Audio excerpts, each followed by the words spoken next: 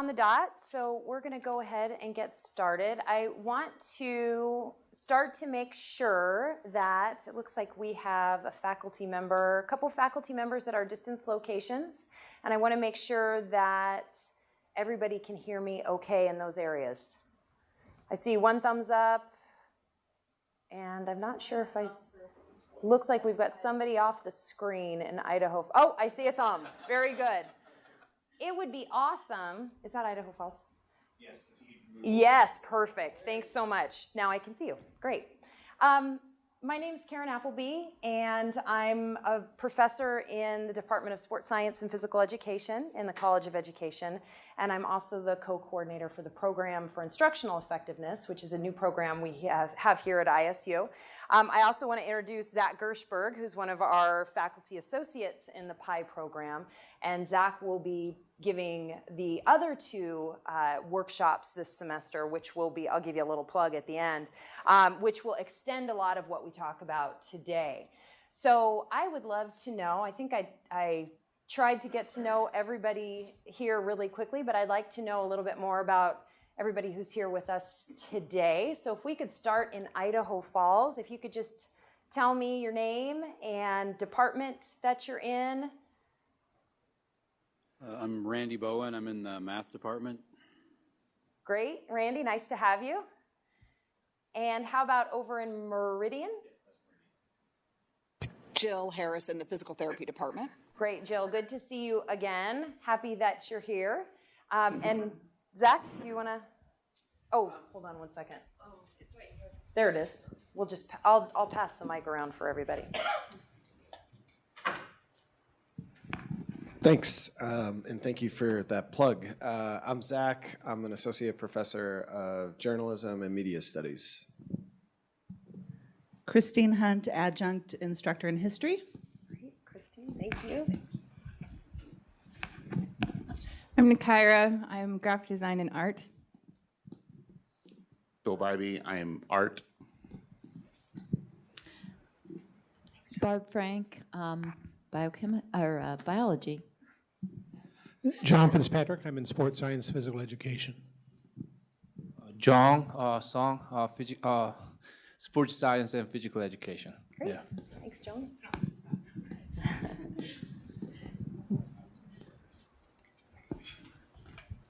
Well, it's really great to have everybody here this morning. One thing that if you're in Pocatello, I do have a sign-in sheet out front.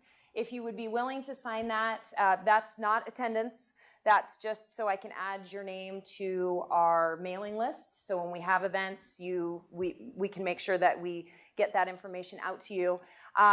For our faculty at our distance locations, if you wouldn't mind sending me an email right afterwards, I would be happy to add you to the mailing list. And if you have any other questions, you can just let me know. Make sure that things worked well for you at our distance locations. So today, we're talking about Syllabus Creation 101. And I just want to give you a very brief background on how this workshop came to be. So I was asked at the beginning of the semester, PI, our Program for Instructional Effectiveness, actually started this fall semester. And I was asked to give a brief presentation to our new faculty about, being successful in their first year, things like that. And after I gave that presentation, several new faculty members, actually each individually, came up and asked me one question. They said, we would like to know more about the syllabus. What are the requirements on the syllabus for ISU? Many of those new faculty members had never put together a syllabus before. They obviously had seen many syllabi, but they hadn't put one together for themselves. So do you have any suggestions? Do you have any recommendations? And so I put some brief information together for them on that, but I thought to myself, wow, this is absolutely something that we should be doing. And so creating this workshop, I put this workshop together for new faculty, of course, but also it also struck me that many of us who have been teaching for a very long period of time like to change our syllabi often. And thinking about different ways that we can connect with students through our syllabus is really what I'm going to focus on today. So that's the background. on this presentation. So I have 3 goals for this workshop. The first goal is to just highlight basic best practices in syllabus construction. So what are sort of the nuts and bolts of what should be on a syllabus? I'm going to provide you lots of resources throughout this presentation. Of course, my PowerPoint will be on our PI website afterwards, and so you'll have the reference list, and many of those are just click and you can get to the resource that you want. But also I'm going to provide some resources, some policies from ISU that are required and policies that would be best practice for you that you can take and implement in your syllabi. The second is I want to introduce to you a concept called the learner-centered syllabus. We're going to start the workshop by talking about what is the purpose of the syllabus, and is anybody familiar with the term learner-centered? Okay, I see a couple of, yep, Jill, you've got your hand up a little, Barb's shaking her head, yes. Learner-centered is something that we talk about a lot in terms of pedagogy and what we do in the classroom, but it's also something that we can do in syllabi construction. So I'm going to introduce to you what a learner-centered syllabus would look like. And then I don't know if this got out to everybody. If you have a computer with you here or if you brought it along with you, that's great. I would like for you all to have a syllabus of yours or access to a syllabus of yours and give you some time to reflect on some of the pieces in your syllabi so that you can at least get a start on some of the things that you would like to change, if not a start because we don't have all day. Make some notes and say, hey, this might be something that I want to think about. So I want to make this relevant, this workshop relevant, and I want to make it meaningful for you in terms of the time that you're spending to do this today, and give you a really good start on making some changes or creating that new syllabus. So those are my 3 goals for the workshop today. So I want you to just take a minute individually and reflect on why the syllabus is important. You can write that down, think about it. Why is the syllabus actually important?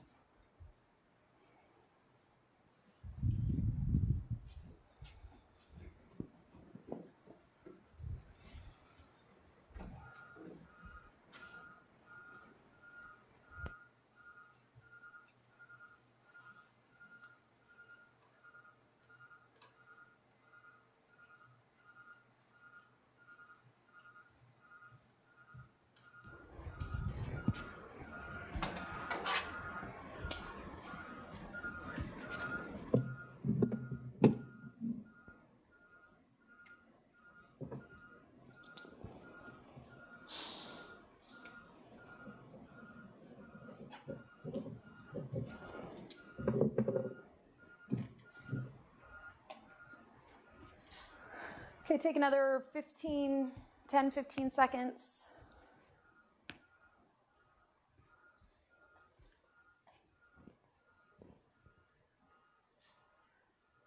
So Randy and Jill, and we have another faculty member over in Meridian. Good morning. Hi, it's Barb Gordon with Nutrition and Dietetics. Hi, Barb. Good to see you. Good to have you here. So Randy, Jill, and Barb, can you see this whiteboard by chance? Oh, okay, great. You will in just a second, I hear. Okay, I see a thumbs up. Awesome. So let's see if I can hold 3 things in one hand and not drop anything. Let's start here in Pocatello. Anybody, why is the syllabus important? John? I'll just shout. You can Yes, you shout, I will relay. gives a framework for the student. Provides a framework for the student. Excellent. How about over in Meridian? Jill and Barb. One of the things I wrote down was just it's a centralized place for information. Centralized location for info. Great. And I had put that it helps communicate expectations. Great. Okay, communicates expectations. Randy, how about you? Well, it should lay out policies about things like late homework and makeup tests, things like that. Great. So policies and procedures for things that come up in the classroom. What else here in Pocatello? Hi, Hannah. Anything else? Barb? I think it's in all of that, but I would say it's a contract between me and the student. So Barb says it's all of this plus it's a contract, meaning it's a responsibility that we have to each other, right? That we lay out. John? Kind of implicit in what's in here, but it shows course requirements. It shows course requirements. So what is required in this class? What's required for success? I think that's probably really similar to the sets expectations. Great. Anything else we're missing about the syllabus? This is Barb Gordon again. For the health sciences, we have accreditation standards that are required to be put in the syllabus. So it's a way to communicate to the students which of those standards are being met by each course. Great. So we have accreditation requirements that are communicated and articulated in the syllabus. Excellent. Oh, I was just going to say something along the lines of rights and responsibilities in both directions. Great. So rights and responsibilities in both directions. That goes with expectations also. Sure. And policies. Yeah. Rights, responsibilities, both ways. What I expect of you, what you can expect of me, right? Good. And this is a very good comprehensive list. Anna, welcome. Thank you. Thank you for coming. Anna, do you want to introduce yourself just really quickly? Just so we all know. Sorry, I was late. That's okay. I'm Anna. I'm a new faculty member in the biology department. Great. Thanks for being here. Absolutely. Okay, so I'm preaching to the choir when we're talking about the syllabus being important. You wouldn't all be teaching and you wouldn't all be here unless you thought it was, right? The next thing, and you've already sort of covered some of this, there are two users of the syllabus, two very important groups, the faculty and the students. So for what purposes do faculty use the syllabus? And if you could, in small groups, come up with the three main purposes of the syllabus for the faculty. Randy, would you like to work alone or would you like to connect with a group in Pocatello? I guess I can work alone. Okay, well, if we do small group work, if you don't like that, we can certainly mix it up a little bit. Okay, no problem. I think we're good, thanks. So what are the three purposes that three reasons the faculty use the syllabus for?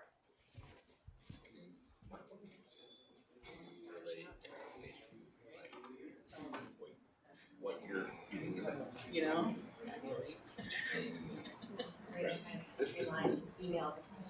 Yeah. So, like, resources.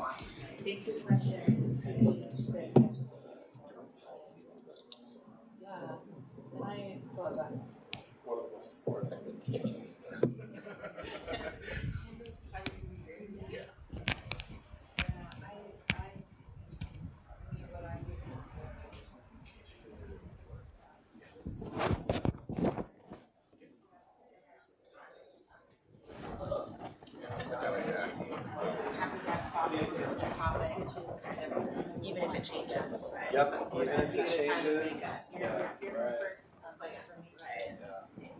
Yeah, I gotta set mine up online. We'll look through IT, or something like that for me. And so it's I can get something to this department, that's what's the part of the syllabus. And it links to all these. But I've had a lot of instructors. So yeah, that way it's a little more efficient.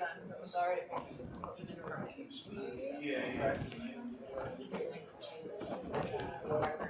right.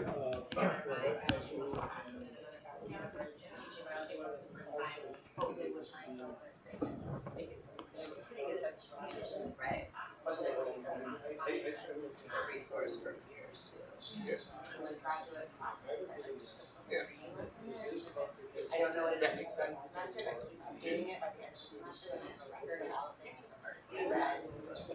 else wants to teach a course like that. Let's just take another minute. Schedule and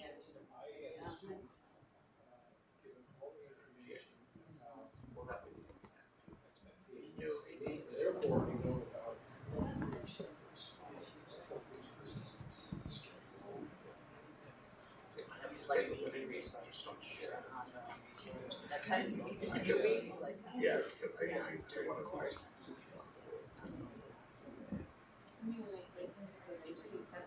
My due date is mine, I'm sorry.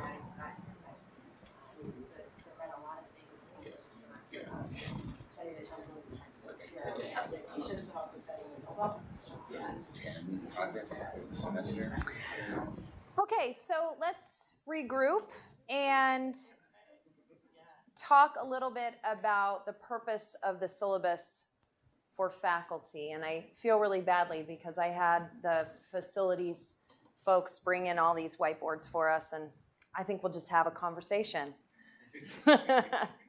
So let's start. How about John and Jong? What are the purposes of the syllabus for faculty? So sorry. Faculty member, but as a first year member, it was really. That's okay. That's okay. Okay. So as a first year faculty member, it was really helpful to build actually course contents and structure to me. So yeah, that's one reason for me. And then keep going or Sure. Yeah, so protect my rights sometimes, So I had experienced some students just came up with me like, hey, you did it really bad, or something like that. But I told them like, hey, I stated this in my syllabus, so you got to follow the direction. So something like that, yeah. Good. Yeah. For me, a lot of times it's a reminder of what my responsibilities are. I really like having a course schedule in there because quite often that's the only reminder I have of what the heck I'm supposed to be doing Sure. next week. So kind of comprehensive to what Jong had said as well. I don't like to use it as that firm contract, but when students said, well, I didn't know, it's nice to have that syllabus in there as well. We explained that. Having said that, I also use Moodle quite frequently because with students now, often that paper copy, or even if they're seeing it on a computer screen or on their tablet or iPhone, that's often not enough. So, but it is a starting point to remind the students that please read the syllabus, please look at what the expectations are, and realize that that syllabus in some ways is a contract, but I'll let you know if there's any changes. I also don't think it should be used as all the answers in terms from a faculty perspective. I've had experiences with students who have told me that, well, their instructor, when they asked a question in a forum or asked a question on Moodle or something like that in an online class, their response to them was, well, just read the syllabus. And so it shouldn't be the only document of communication there in terms of the expectations, but it's a good starting point. Great. Good. Yeah, the syllabus is, in terms of course design, the syllabus provides us that first opportunity to really reflect on how we're going to design a course, right? And then how we're going to schedule a course and how we're going to lay that out. So it can provide faculty some guidance in terms of organization, course content, and structure. Good. Let's go to Randy in Idaho Falls. Well, it's pretty much been covered. It tells me what to cover and when to cover it. Yeah. Great. Keeps us on our schedule, too. So Jill and Barb?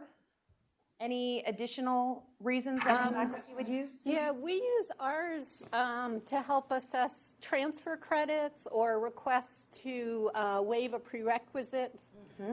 So we use it for that. And then also, when we have site visits from the accreditation team, we are required to produce the syllabus, and we have to show that the standards are in at least 3 classes. Great. Yeah, the syllabus is another resource document that we can use to assess if a student is transferring in, if they have the appropriate content and background knowledge for a course to articulate for another course, and it's also evidence of what we are doing in our classes. So, how about this table? Any additional pieces? I like the It is on. I like the use of the word goals. It's setting goals for your course. In the art department, we don't necessarily use it as a schedule because we like to have more fluid dates. You know, we set up our expectations and stuff. Like we tell them this is when we're doing like critiques, you know, but the particular projects and stuff, we like to have more fluidity than set in stone. Some flexibility, absolutely. Good. Which I found very interesting coming from the science world where it was, nope, this is what we need to cover. These are the dates. There is fluidity in terms of, well, I covered it, but not as completely, but the dates are pretty set. So it was a great perspective change. Right.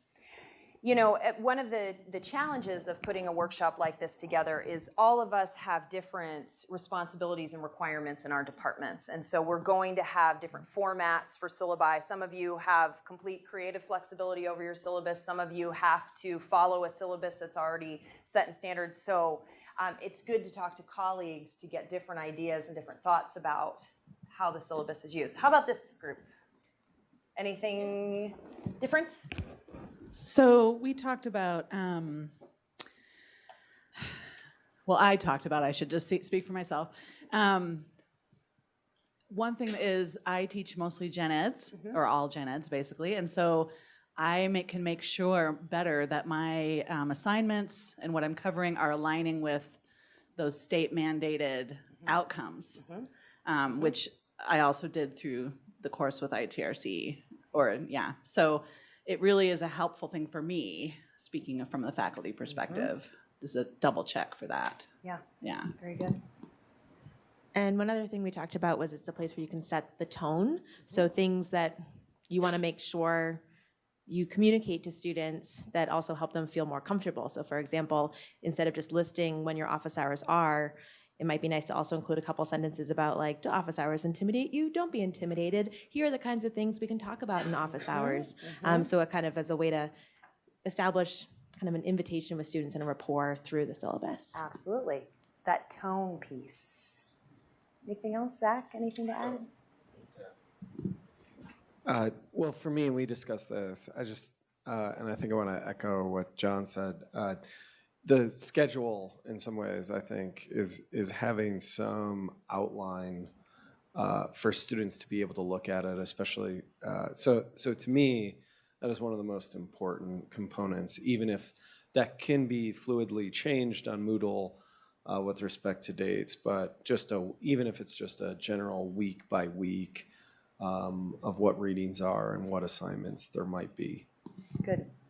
So from this group, it's the schedule piece, tone of the syllabus. Are our assignments actually aligning with the outcomes that we have set, that are required for a gen ed course, those pieces? Do you want to introduce yourself? We've got a new...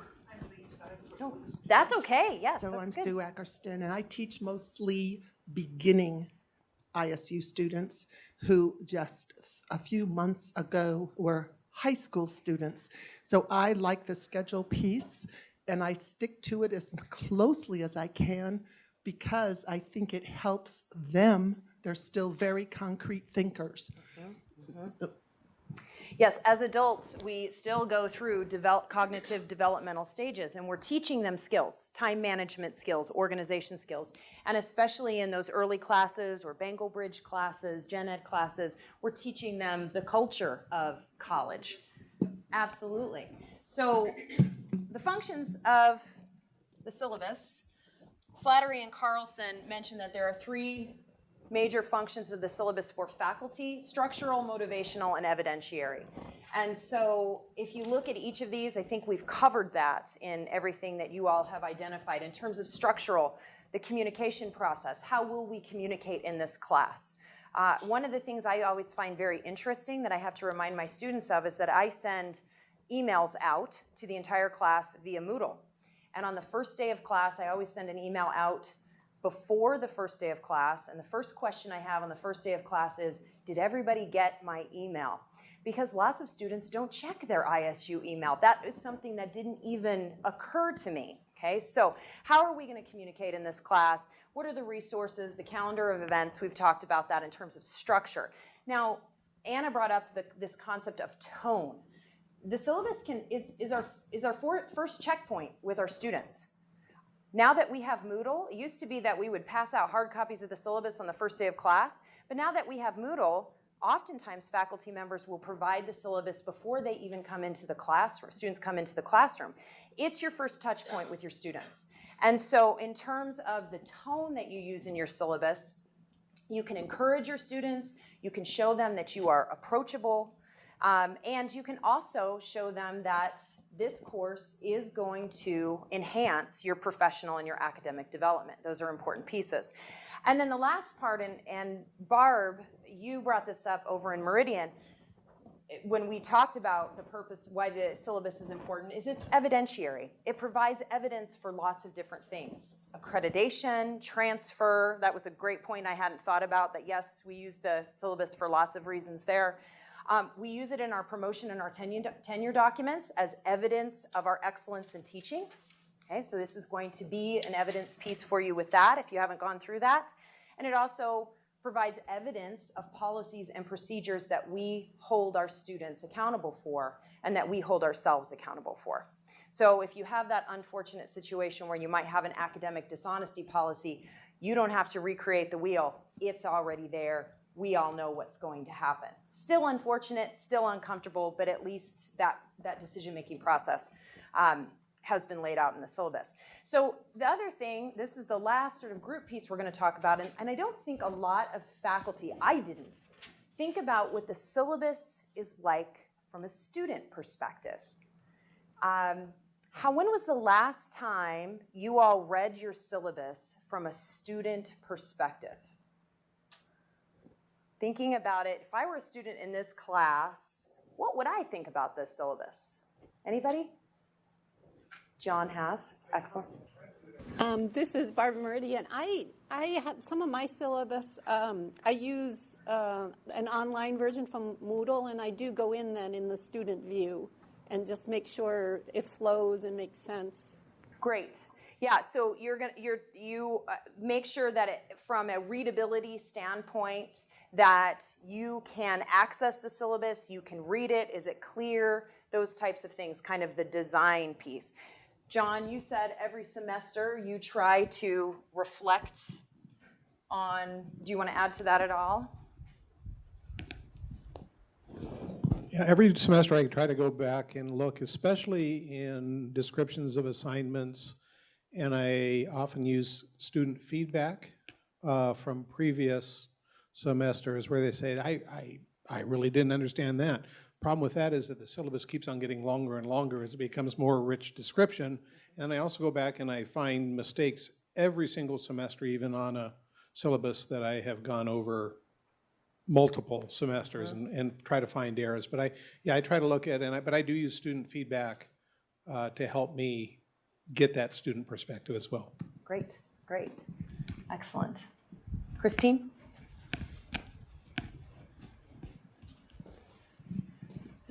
Sort of another plug for that Quality Matters program through ITRC. Part of that is a student review of your syllabus. So I got really great feedback from students employed in ITRC. Good. Yeah. That's awesome. Yeah, and the Quality Matters program is helpful even if you're not teaching online courses. It can be so helpful in lots of ways. So if you haven't taken that class, helps you think about your syllabus and other pieces, the flow of your class. So one thing I want to go back to, John mentioned that the more you add to the syllabus, the longer it gets. right? Here's an interesting piece of information that is research-based. Students actually don't mind a long syllabus. Some of these resources, and I'm going to provide to you, you'll read that. What they're looking for, sometimes a long syllabus shows that you're excited about the course, you're thoughtful about the course, you are prepared to teach the course, but the design of a long syllabus, putting it together, Barb, as you said, looking at your Moodle page and making sure that your syllabus is readable for students is really very important. So, Randy, any thoughts about what a student would use the syllabus for? Well, my students, when they miss class, they use it to see what was covered, what they missed. Right, to make sure that they're keeping up on the course content. John? Especially lately, I think it's been the last 5 years or so, resources that are available to students. I think that that's important. Just looking at one of mine here, I have a statement for reasonable accommodation, statement on veterans, the recent statement on success, those kind of things. It does take a student reading clear till the end of the syllabus and going beyond just the classroom part of it, but to do that. But I think that it's a document that, and I think some of that shows the document of caring. You know, we care about you more than just a butt in a seat. You know, we're looking at more of a holistic view of what the student may need. Right, right. Providing resources for student success in your syllabus, and we'll talk about that in just a few minutes, is what do you provide, what can you provide, and I'll give some examples of that as well. And it's a perfect segue. Slattery and Carlson also mentioned that the syllabus is used by students in three similar ways to faculty, but different. They use it for information. They use it to know more about performance expectations, how I can be successful in this class, and they use it to get to know the instructor. Okay?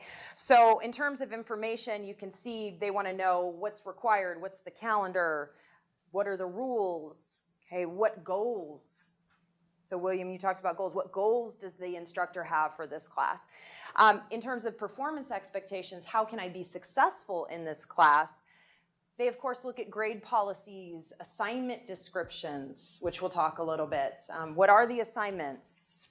What's the purpose of those assignments? In terms of professional development, some of my research is done on how to set up the syllabus to help students recognize the professional development skills that they will learn in this class, and that increases their motivation.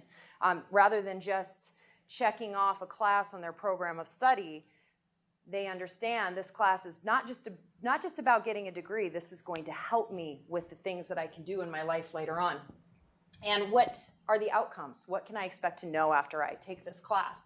But knowledge of the instructor, and this goes back to the tone piece, they're going to be looking for things in your syllabus, such as your teaching philosophy and your style. Your syllabus actually says a lot about you.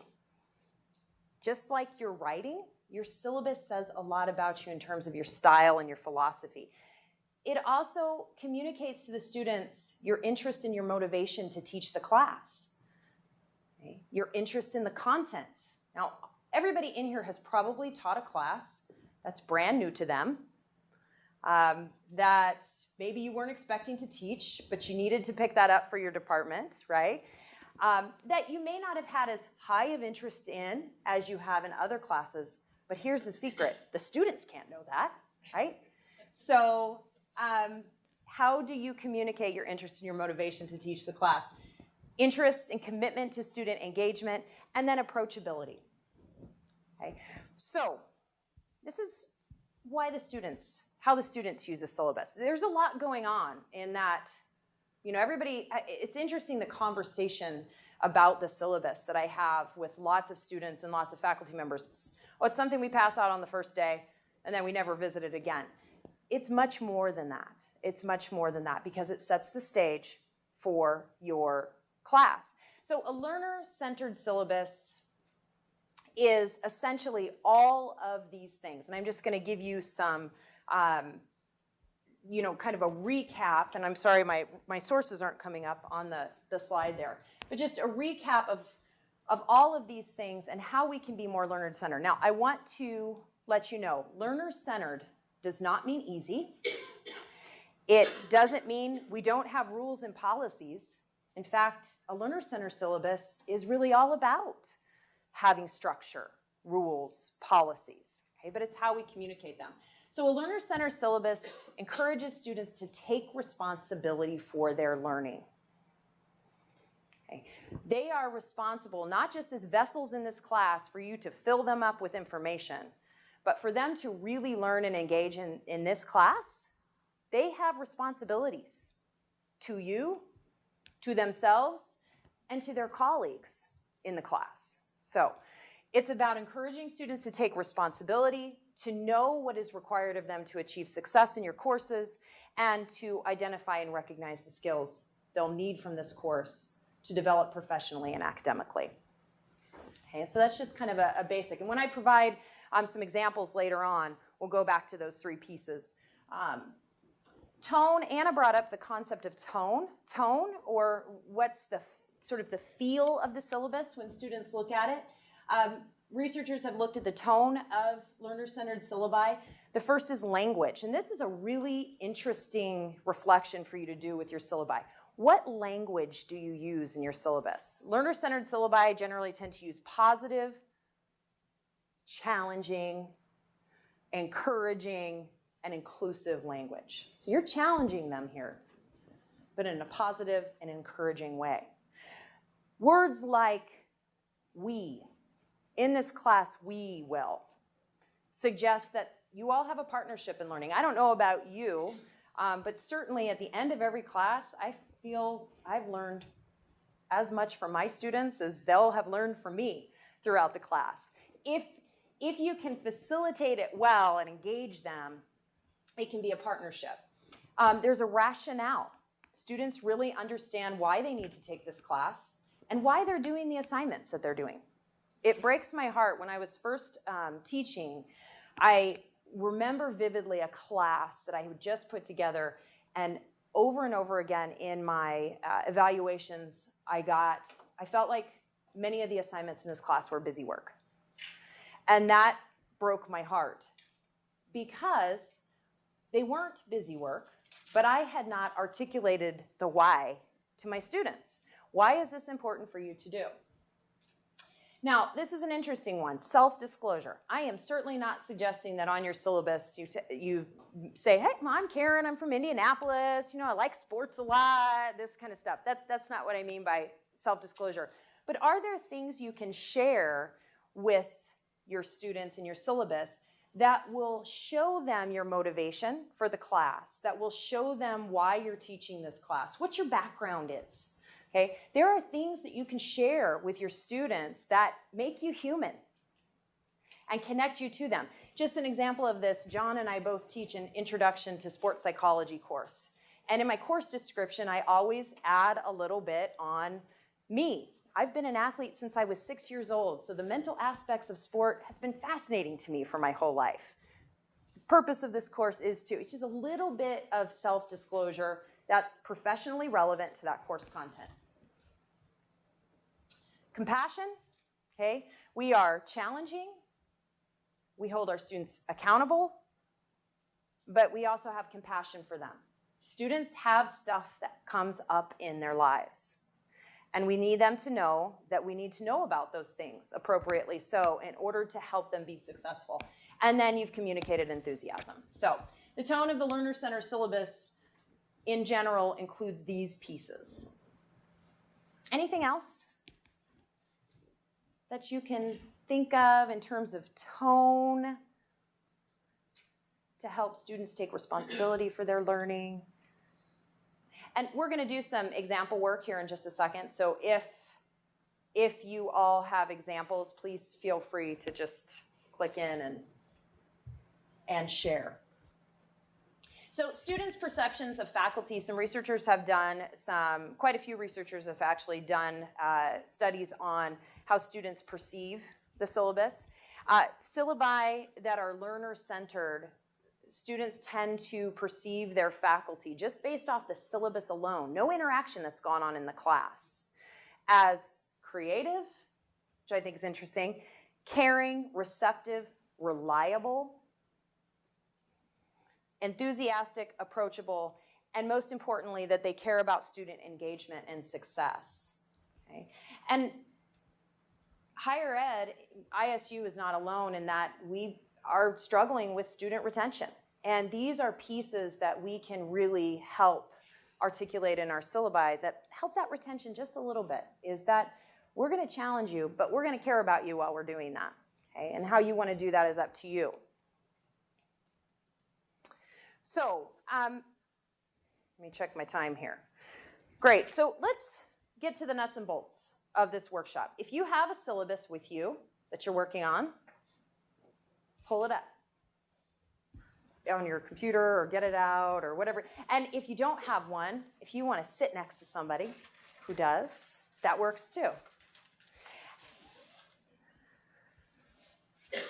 So a syllabus that you're planning, a new class that you might have or a syllabus that you want to revise, that would be great. And I'm going to share some examples with you from my syllabi that, as I was really putting this presentation together, as you all know, when you put presentations together, you learn lots and lots. As I was putting this together, I reflected back on several of my syllabi that, as we'll see in a few minutes, need some work. So what information goes on the syllabus? Let's create a list. What stuff goes on the syllabus? I'm going to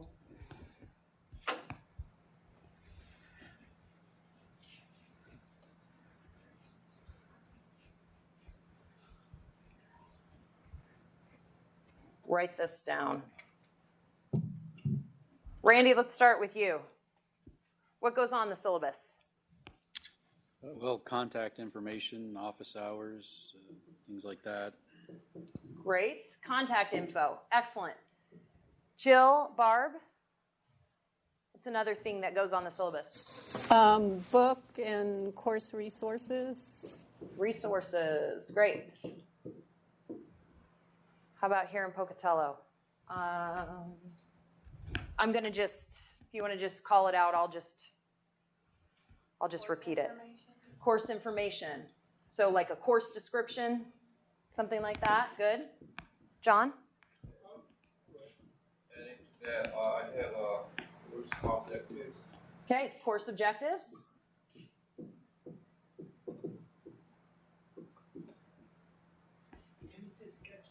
Schedule, course calendar.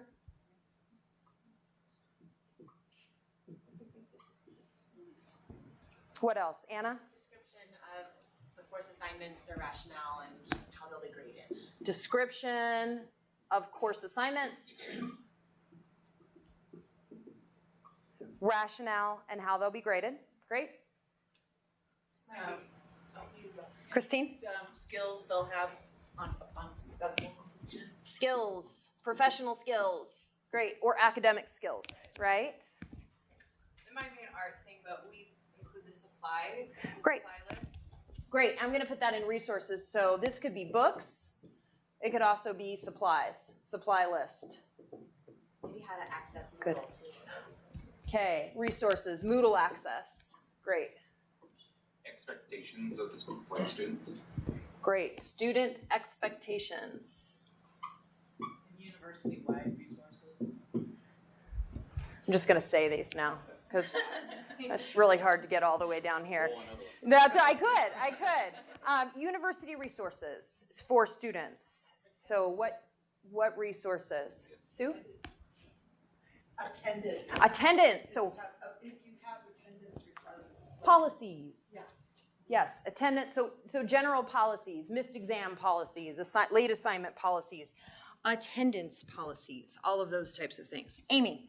To go along with student expectations, if it's an undergraduate, graduate mix, Ah. specific expectations for graduate students. Okay, so Amy mentioned the unique class experience where you have a 400, 500 level class, and what are the expectations for undergraduate students? What are the expectations, higher level expectations for graduate students? Good. John? A grading scale. Grading scale. What's the difference between, in terms of whether you're doing it via points or percentage, what cutoffs are for each of the grades? Great. As well as a rounding up policy. Yes. Yes. So John mentioned two really important things. A grading scale, how are grades going to be assigned or earned? They aren't given, they're earned. And a rounding up policy. I had a rather heated debate with a student when I first got here about a percentage of 93.3% and why I wasn't rounding up to a 94. And she said, well, there's no, you don't, on your policy, you don't have any in between. So what do you do with those points? Hadn't even thought about that. So what's the rounding up policy? Those types of things, okay? Anything else, Randy, Jill, Barb, that we're missing? I usually include a statement about how to contact the disability services, and I let them know that free counseling is available, because I know that when I was a student, I needed it. Great. Yes, it's a really important thing to include in your syllabus. Disabilities, ADA, ADA access and support, mental health counseling, access and support. I'll provide some statements for you if you don't have those on your syllabi. ADA is actually required on our syllabus. The mental health counseling, veteran support services are not required, but highly recommended. So, William, did you have one? Our department, we have a legal disclaimer because we take photos of their work and of them sometimes. Okay. Yeah, so it just allows us to be able to use it in material or whatever. Great. So in an art, they own that work. right? So becomes a copyright, or so in an art syllabus, and it might be it might also be related to some of the other syllabi, is a statement about them, the faculty taking pictures of student work, publishing that, say on a website or something, because it is the student's intellectual property, it's their work, right? So that legal piece. Sue, one more. Okay, academic honesty, an important, very, very important policy to have on the syllabus. Good. So there are lots of, oh, Randy, did you have something? Sorry. I was just going to add, this is Jill and Meridian. I was just going to add, we have a kind of a remediation policy in ours. For our practice, clinical skills have to be met at a certain competency, and we definitely have to have a policy to remediate that if they're not up to that standard. Great. So if, and that would go along with student success, if you're not meeting our outcomes of success, first of all, you have to identify those, right? But if you're not meeting the outcomes of success, here's what we will do to remediate that so that, I'm assuming you don't get kicked out of the program immediately, you are allowed to stay and continue to attempt to be successful. Exactly, yes. Great, yeah, that's very important. John, did you have one more? Just one more. Yeah. I attended a workshop, I don't remember what it was, but in terms of instructor contact details, I've had students say, well, you didn't get back to me when they emailed me at 10 p.m. on Sunday and it was 9 a.m. on Monday. So I have a statement in here, my computer displays, that of when I will get back to them and how. So it basically says, I don't respond after 5 p.m. or on, sorry. Yeah, since it's a little bit longer, it's probably important here. Yeah, it roughly says, it gives my basic contact information that I'll respond as soon as I'm able. I generally don't check or respond my email after 5 p.m. or before 8 a.m. And additionally, I rarely check it on weekends and holidays. But I always enjoy you stopping by my office, come see me. Because I found, at least in the last 3 or 4 years, that students will email you or try to contact you when it's convenient for them, but don't necessarily understand that maybe we're not available 24/7. And so it's a little bit of mental health self-protection for me as well. And I always let them know, I'm happy to get back to you, and chances are I will be checking it on the weekends, but, you know, we deserve maybe a little time off from time to time. Right, right, absolutely. So just so that students are aware of when, you know, what is your policy for getting back? What's your policy for checking email? And that goes into sort of that instructor information piece. Some faculty members are fine with students giving them their cell phone number and students texting them. I am not an instructor who's comfortable with that, but I do know some instructors. So just let that be known. You know, this is when I check email, those types of things. So we have lots of things, and in our departments, we all have unique things that we need to put on. There's probably a safety policy and labs for biology, all of those types of things. We certainly have one in sports science. But basic syllabus information that we're going to talk about today are these 9, okay? Information about the course, required suggested readings, assignment descriptions, calendar, policies, procedures, student support resources, and then I'm going to talk a little bit about design aspects for a learner-centered syllabus at the very end. So let's start with instructor information. This seems pretty standard. So take a look at your syllabus. What information do you include about yourself? And we don't, some of these, when I ask you these questions, some of these we'll share out. Some of these, I just want you to reflect on your syllabus, what you're including. Okay.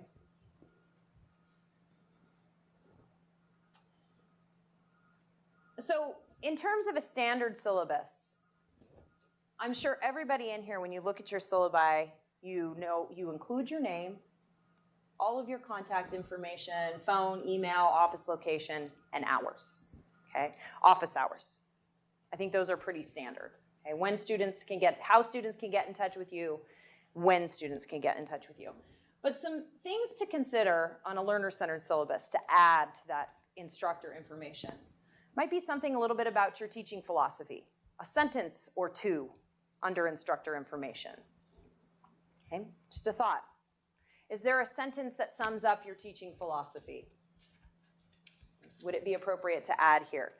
Maybe what your education or your work experience was. A little bit of a statement about you.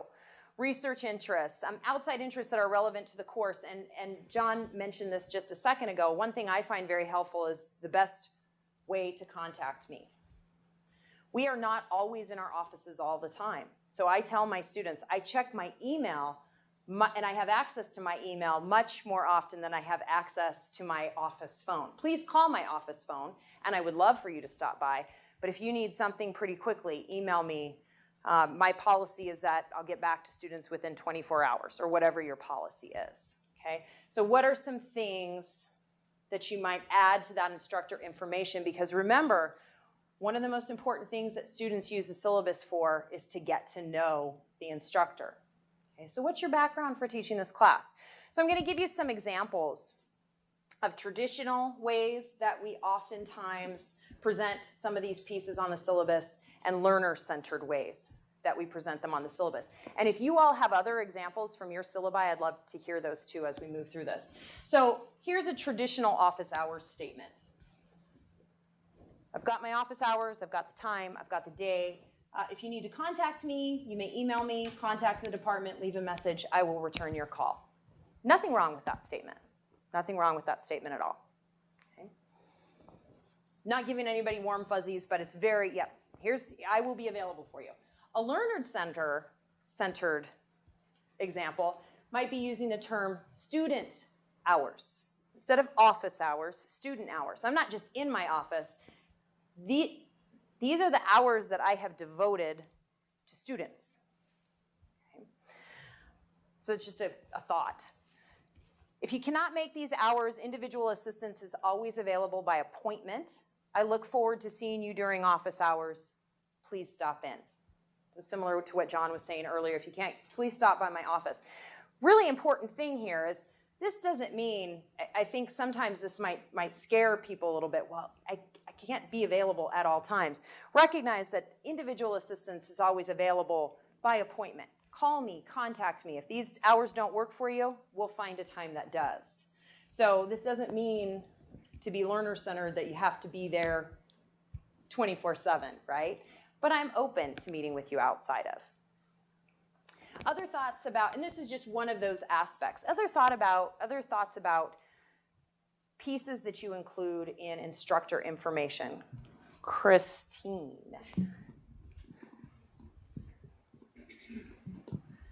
Specific to office hours, I put a really short list of why you might contact me. Great. And what I can't help you with. So especially for an online class, but also the in-seat. You know, if Moodle's broken because I set it up wrong, tell me. But if you're having like an access issue, here's the link to, you know, the help desk.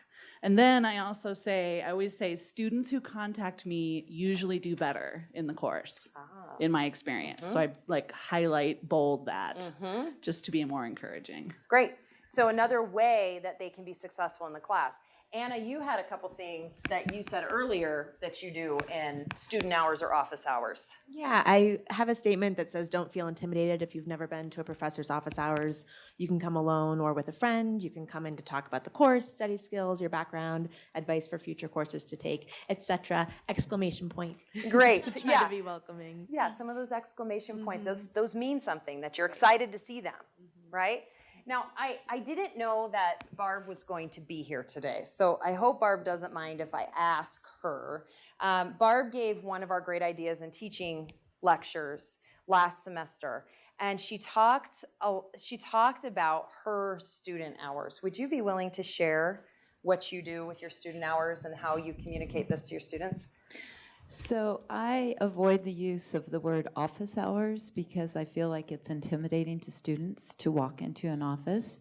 So I do two things. The first is my office hours are study sessions, and I offer them in a lab so that it's a more friendly environment, and I have lab things that they can play with. The other thing that my students enjoy, and I do too, is I have what I call a tea time tutorial. And I do it in the afternoons from 4 to 5 for each of my different classes. And I offer hot water. They can make hot chocolate. They can make tea. They can make hot cider. I have little treats that they can eat. And I invite them to say, you come, and you don't even have to have a question. You could just say, would you go over this again? You don't even have to come and ask a question. You can just listen to what other students have to say. But they enjoy that. I enjoy it too. Thank you. Barb, do you discuss that in your syllabus? I put it in my syllabus, but what I more do, and what I'm recognizing is I use my verbal communication on the first day of class to describe it a little bit more, as opposed to in my syllabus. So that might be an area of an improvement. Sure. Great. Tea time tutorial with the alliteration there, and then the other is the study sessions. Yeah. Great.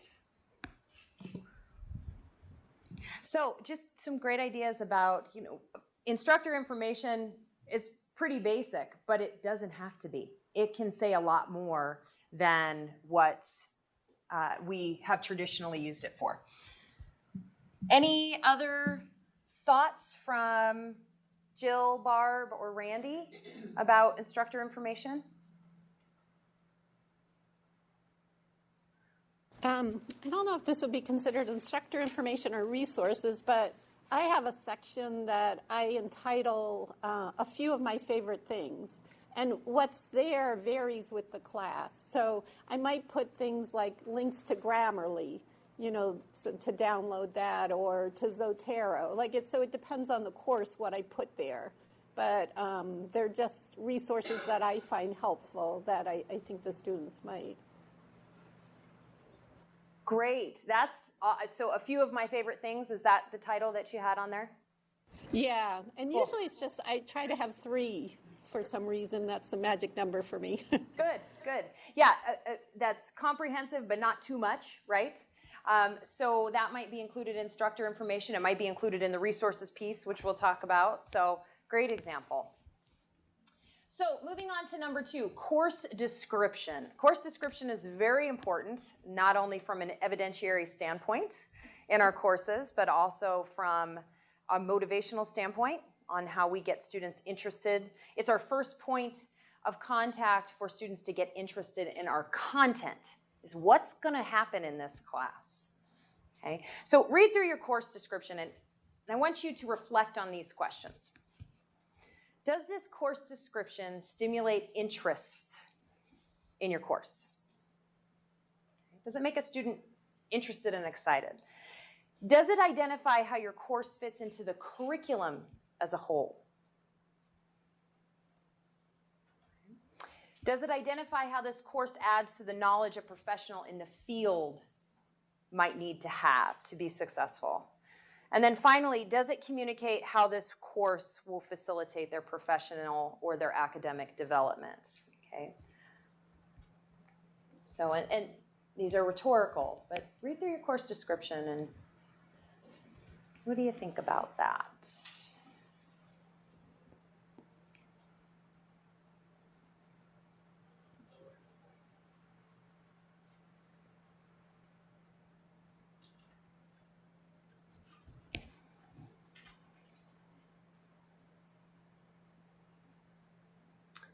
Okay, so I'm going to give you some, again, a traditional course description and what might be a more learner-centered course descriptions.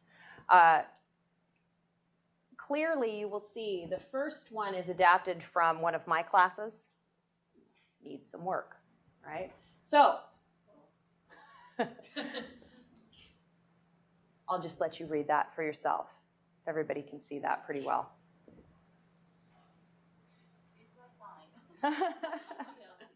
That makes me feel better. Barb said it reads like hers.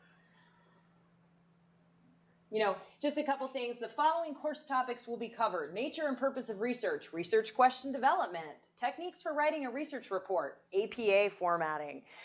This is my research and writing class. Now, those definitely are all the things that we do in that class. But if I'm now, I love that. That gets me excited to teach.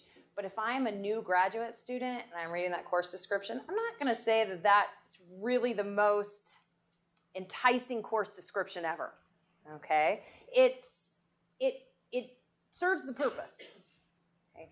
But I'm not sure if you go back to the original questions that I asked, if it really stimulates interest in the course, or even talks to them about how this course will be helpful for them in terms of professional or academic development. So this is a different course description. I'm working on this course description. I don't have it done yet, so I would have given you the updated version. But here's a more learner-centered course description. We live in a world in which decisions are made according to research.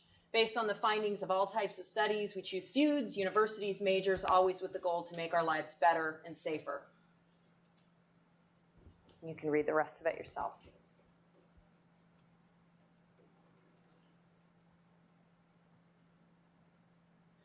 I like the last sentence. This course is designed to help you in both of these areas so that you can be a discriminating consumer and a responsible producer of information.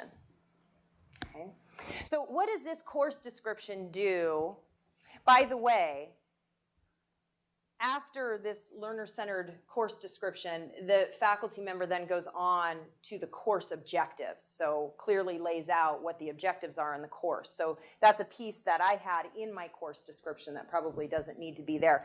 What does that learner-centered description do that mine does not?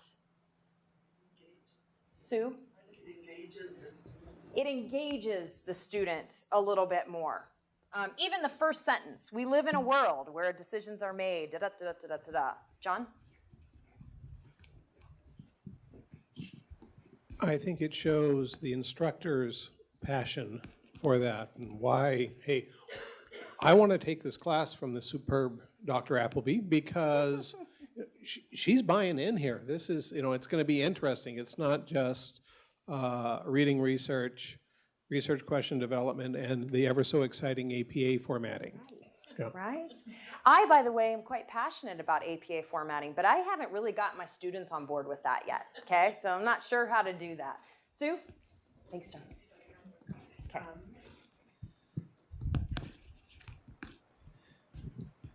The pronoun we makes the student feel like he's practically an equal with the instructor. He's like a part of of the whole game.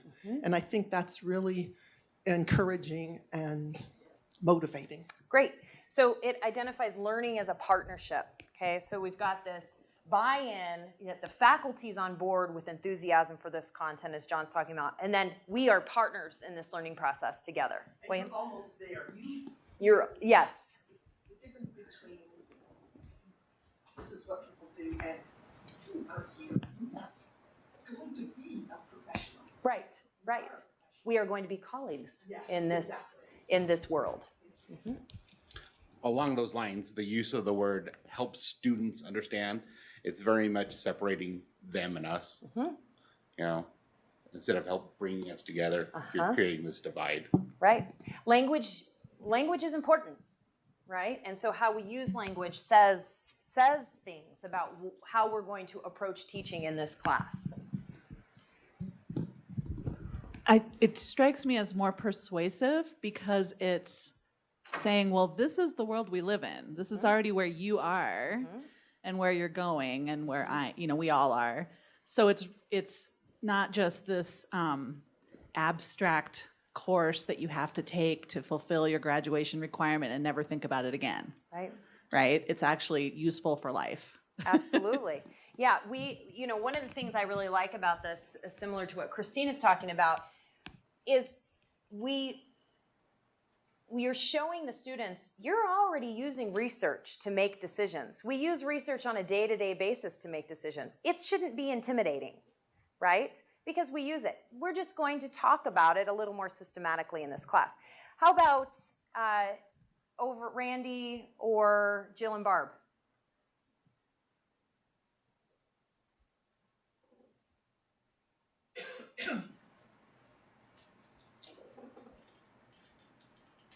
Maybe the only comment I would have it seems like it makes it relatable to the student. Absolutely. That relevance, relatable. Yeah, it's connecting us. It's connecting us. And there are lots of ways you can, of course, this is not perfect course description, but there are lots of ways you can be a little bit more learner-centered. And I think these questions, and again, I'll post this PowerPoint, these questions are helpful when you look through your course descriptions too. Maybe you don't do all of those things in the course description, but there are some aspects of that we can probably add. So, course objectives. Course objectives. By the way, just a plug for Zach's workshop later on in the semester. He's doing a workshop on moving past objectives and toward outcomes, right? And how to help us build better student learning outcomes in our syllabi. One thing to note, though, about course objectives is the Northwest accreditation that we are accredited by, the whole university, does require that in each syllabus we have, I believe it's 2 to 5, I'll have to check with Ann Hackert, at least 2 course objectives in every syllabus. So if you don't have course objectives in your syllabi, make sure that you think about that and do your best to include those. But read through your course objectives and reflect on if they clearly identify what you want your students to know, okay, and what you want your students to be able to do. And in terms of doing, are your course objectives, can they be measured? Are they action items that can be measured? And that makes it a lot easier for you, right? And for our accrediting bodies. Jill and Barb, you can talk about that too. I'm sure you have very standard language in terms of course objectives. And the rationale, again, for why this is important for the student, either on a personal or a professional level. So think about your course objectives. And are they identifying the know and identifying the do? So traditional course objectives. Here's one from a syllabus that I had. By the end of this course, you should be able to boom, boom, boom. I'm sure this is probably what yours look like. They start with an action verb, recognize the skills, tasks, knowledge, competencies. By the way, that's a whole lot in one objective. That might be, Zach is saying, yes, Karen, you need to come to my workshop so I know how to do that better. conduct and present a research-based project, create and present a professional planning portfolio. This is from a senior capstone class that I take. Okay, nothing bad about that. Okay. But a learner-centered could be a little bit better. So if you want to read that.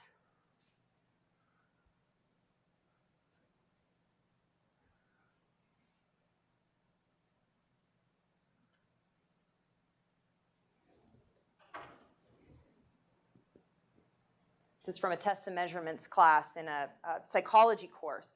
But what's the difference?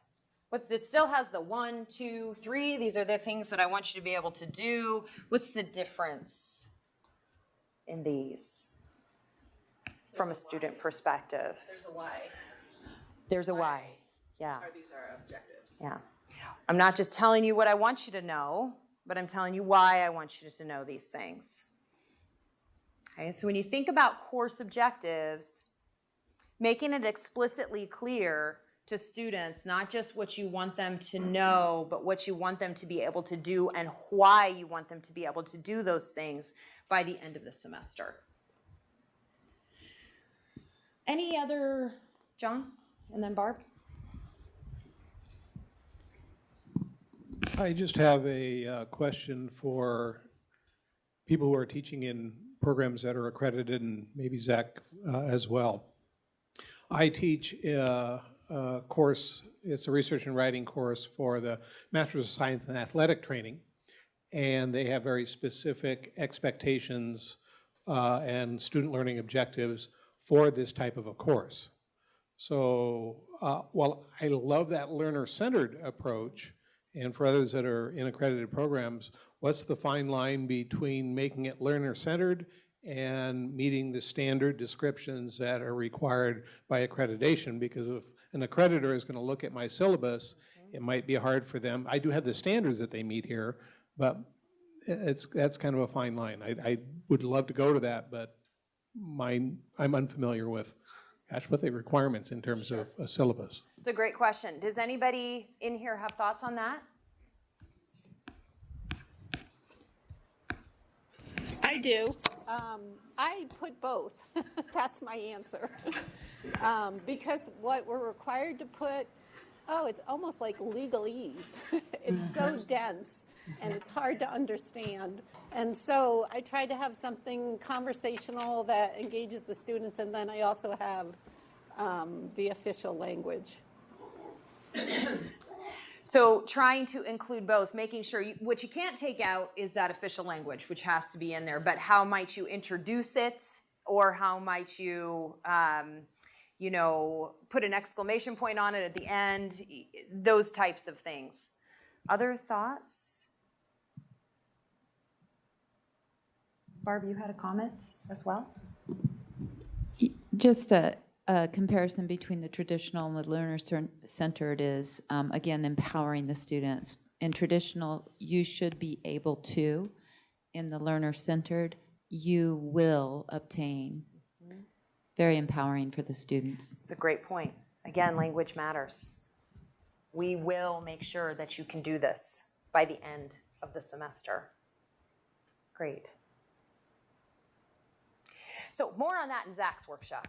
So, we could obviously spend lots and lots of time about talking about course objectives and student learning outcomes. But do know that it is a requirement to have these pieces on there, and they don't have to be quite as dry. Obviously, the objectives, especially in an accredited program, to do, but the way that you introduce them can have a little bit of that learner-centered tone, if you're comfortable with that. And I just realized that traditional is misspelled. My apologies, and I will fix that. One thing, this is interesting. One thing that I do, it's a little bit scary, but John mentioned earlier, I think it connects the students to me sometimes. John mentioned earlier that, when you put together a syllabus, no matter how many times you've taught a class, there are always mistakes. There's going to be an I missing somewhere or something like that.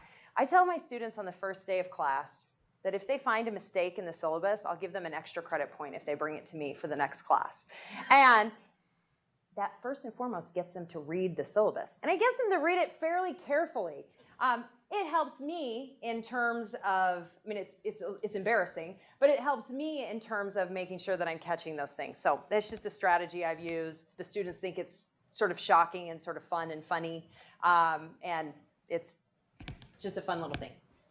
Okay, required and optional readings. Again, this seems like a very dry thing. How are you learner-centered when it comes to required and optional readings? So we all have required readings in our courses.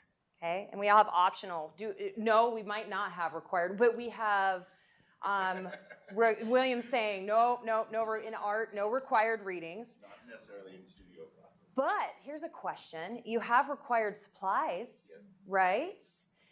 Do you have optional supplies? Yes. Okay, so think about that. So if you have required supplies and optional, because that's a cost to the students, right? So if you have optional, we all provide optional readings for different reasons. Jill, I loved your idea about, was it Jill or was it Barb who said, was it the things that I like or? A few of my favorite things. Few of my favorite things, great. That would fit into the optional readings category. So students will buy the required text or they'll have access to it, but how do you really get them motivated to engage in your optional readings? Because sometimes it's these optional readings that bring richness to our course content and our discussions, oftentimes, if they've engaged in those. So, if you have optional readings, do you have a rationale for them? Why? Or optional materials? How will they be useful and why have these specific resources been chosen if you have optional pieces? So look through yours and think that. So here's an example of a traditional optional reading. Required readings are, boom, boom, boom. Optional readings, the APA manual. Ooh, those. Here's your optional reading. Read it at your leisure. Enjoy it over the weekend, whatever it might be. An example of trying to get students a little bit more motivated to engage in those extra optional readings. This is long, but certainly worth a read.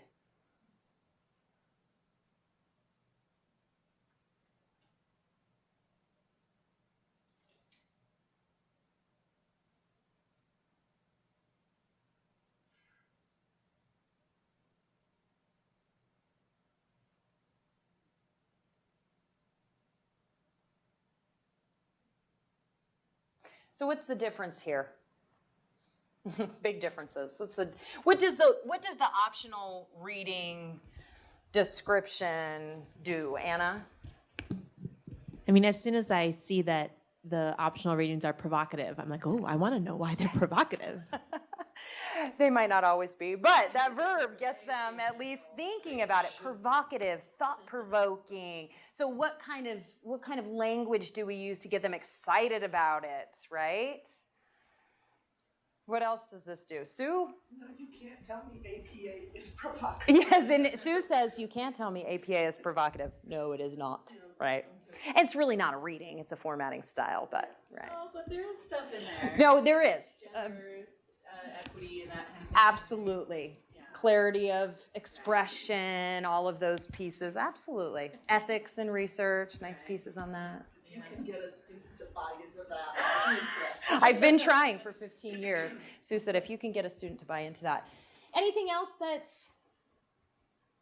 stands out to you there? Anna?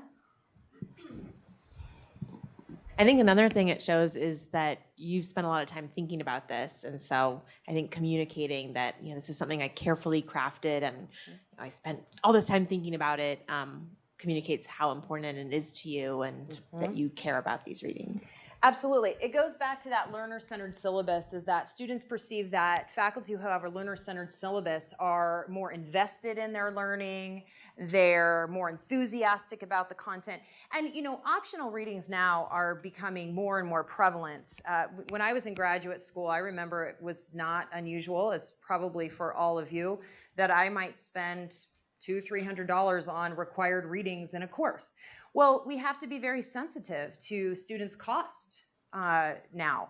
And, those optional readings should be, we need to balance that with our required readings. So why do we have these? I've thought about this. These will help you, those types of things.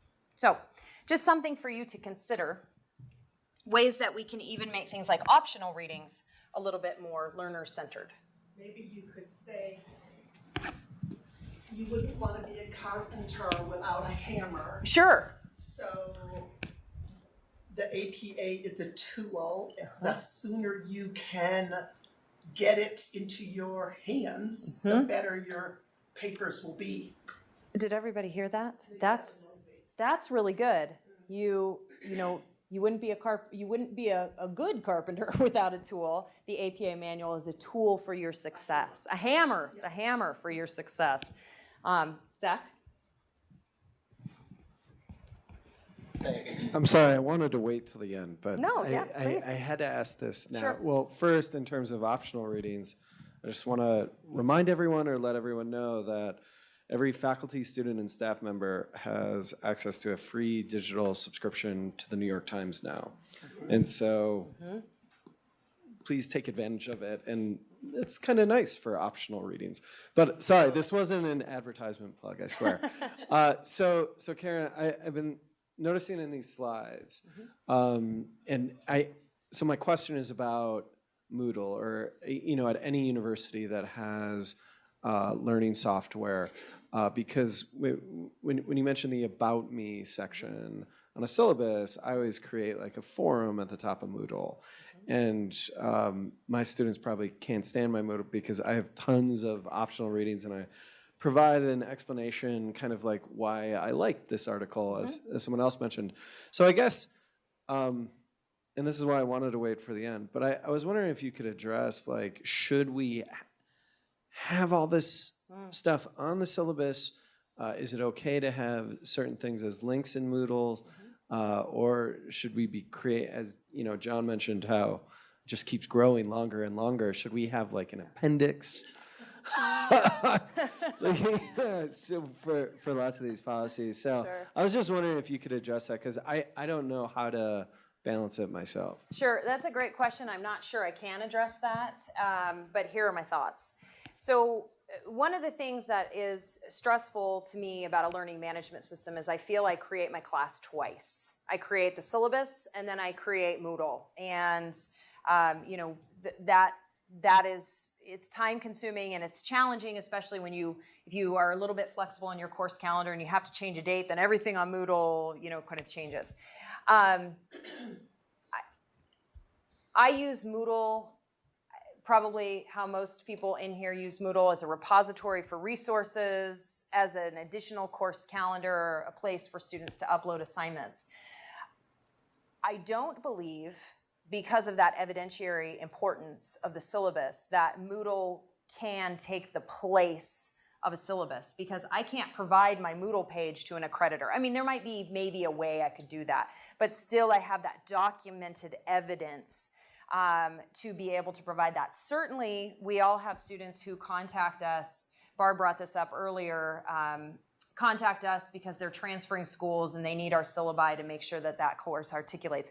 We can't do that with a Moodle page. So that would be another great workshop, is how do the syllabus and Moodle work together as opposed to compete against each other for student attention. Does anybody else have thoughts on that? It's a great question. Thank you for the answer. That was helpful. Good. I put more details on the Moodle page. Okay. Sue says she puts more details on the Moodle page, things that you can't necessarily put on the syllabus. I want the syllabus to be a book. Right. Just for management purposes, length purposes, those kinds of things. So let's think about that, Zach. That'd be a great, those are my immediate thoughts about the way that Moodle and the syllabus interact. But I do find that the more I build out Moodle, the less likely students are to read the syllabus. So it's very important. Barb, you said earlier, I use my verbal skills a lot on that first day. We go through the syllabus. I tell them how to use it. I tell them what they should use it for, those types of things. I don't have policies on my Moodle page. I have them on the syllabus. I have resource links, but I don't have those types of things. So it might be interesting to know how faculty are using Moodle across campus, too. I think, too, that there's a big difference between if you do have an online course and you don't. So, like I have, this semester I teach 2 sections of a fairly large online course. There's like 80 students in each section. I heavily leverage Moodle. Versus, if I'm in the classroom and I have a smaller group, then I use it less. So it does depend on the format of the class. That's a great point. If we're an online class, or even if you're a broadcast class, sometimes you use Moodle a little bit differently. If you're an online class, if you're synchronous versus asynchronous, you might use it a little bit differently. So good point. Good point. Thank you for that. So course calendar, another seemingly sort of benign thing. What information do you include on your course calendar? And I'd just like to open this up. I mean, if you look at your syllabus, what are the things you include if you have a course calendar? Because I know it sounds like in art, there's not a course calendar, but that might be sort of topics. What do you include on your course calendar? Anna?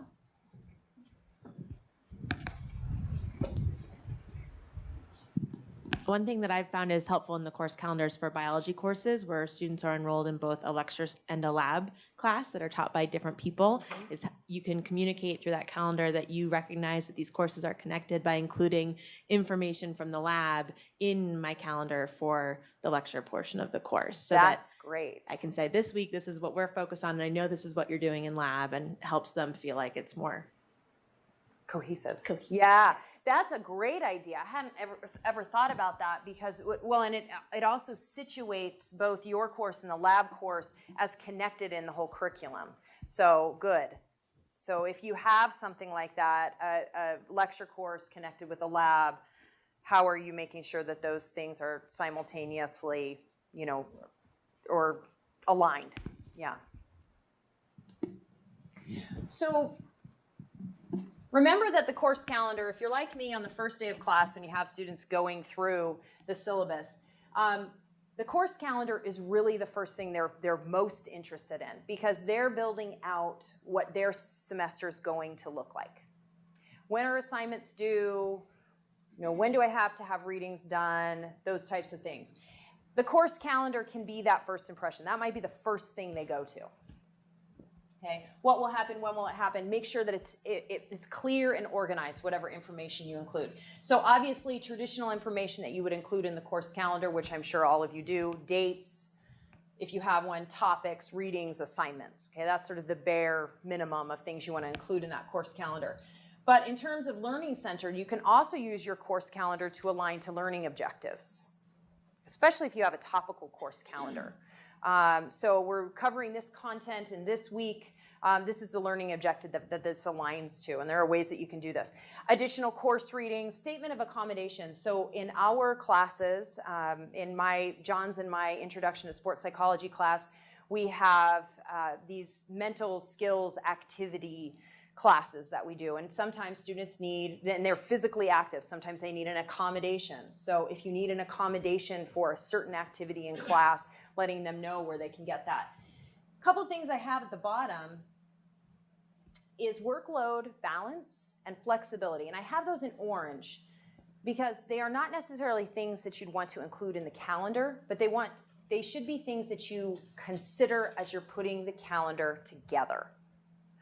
So have you ever taught a class and realized, oops, I have 3 assignments due back to back to back. I didn't mean, and then a midterm exam after that. You weren't necessarily intending to have that workload so intense at that time, and then you'll have a long period of nothing due. Consider workload balance in that course calendar, and when will it be reasonable for students to be able to finish things and do things? William? This is the exact reason why we don't put a calendar in ours. Okay. Because students pick up different skills at different paces. So you might need to spend more time on a certain project or add an additional project that's along the same thing just to help reinforce that. So you may set up a calendar that says you're going to have 5 projects and then you're going to have your midterm or whatever. Well, you may only get through 3 or 4. You're not going to get all 5. But then you try and pick it up at the end, you know?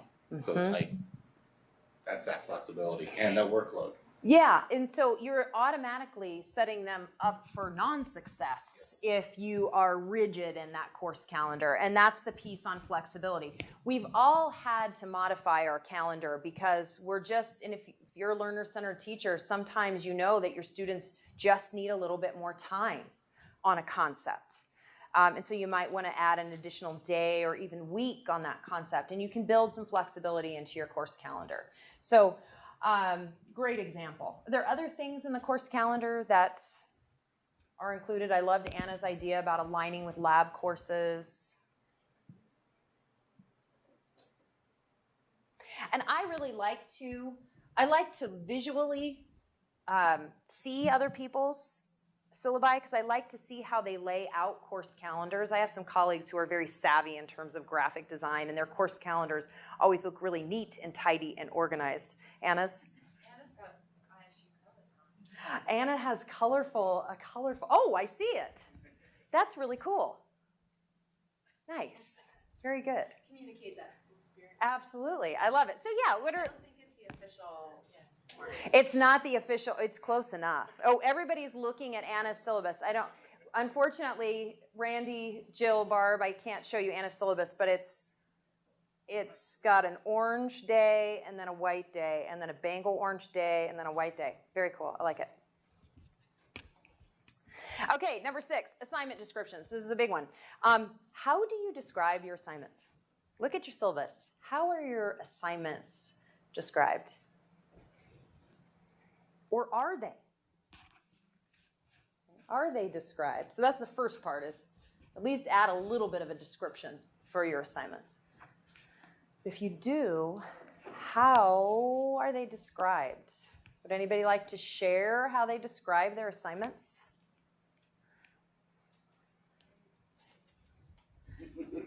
What's that, Barb? Very science, 3 exams, 1 final will be administered throughout the semester. The exam questions are short answer. Right. Exam topics will cover. Right. So, and there's nothing wrong with that. These are the assignments. This is a brief description of the what and the when. Okay, great. For mine, I usually start with what we're going to be doing. So if we're learning about layout, I'll talk about layout. And then I give what the requirements are, like the page size. And then I give different parts, like thumbnails, rough drafts, and then the final, and then a grade breakdown. I don't do this in the syllabus. I give a separate sheet because it's really, really long. Sure. But art is kind of like that. But I can see that I could put the layout, like talking about the description in the syllabus and leave the rest for the assignment sheet kind of thing. That's a great idea, and actually connected to Zach's question about Moodle. I think that's a great way to marry your syllabus to your Moodle page. Is you refer them, you introduce the assignment briefly, and then you refer them to where they can find more information on their Moodle page about the assignment, whether it's a rubric or an outline, something like that. So, in terms of your assignment descriptions, some things to ask yourself: are they connected to the learning objectives? Christine, I think you brought this up earlier about how you connect your assignments to those required learning outcomes for the state in your Gen Ed course. Are they aligned to professional skills, and are they encouraging students to take responsibility for their learning? Remember, that's the first part of a learner-centered syllabus. Okay, so here's a traditional and a learner-centered example. I have case analysis summaries in one of my graduate classes. Each student will submit a case analysis summary for the case study at the end of each chapter unless an alternative case is provided. Nothing wrong with that. It gives a brief description. Okay? But I've modified that a little bit, I have the grade breakdown in another area, just so you know. And you can read through that.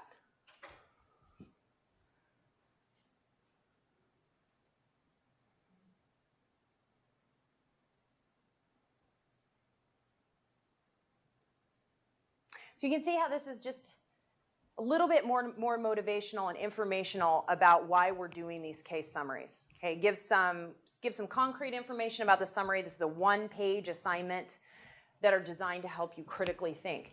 Now, the important thing, and I think the most important thing that I've added here is the last part. We will discuss your reflection in class. So please be prepared to share your thoughts and be an active participant in a meaningful conversation with your colleagues. Another thing I do is I like to use the term colleagues for other students in the class, and I think that helps students feel their professional responsibilities more than using the word student. It's just a choice that I've made that I think is sometimes helpful. So what does that last sentence do? Or what am I trying to do here? Students are responsible for the material. Yeah. They have to know it. Yep, this is what we're going to do. Be prepared. Okay, so taking responsibility for your learning. So as you think about your assignment descriptions, think about ways that they can be motivational, informational, and also help them take that responsibility. So course policies and procedures, and this is where I got the most questions from the new faculty members. What policies and procedures are required? Okay. What policies and procedures are best practice?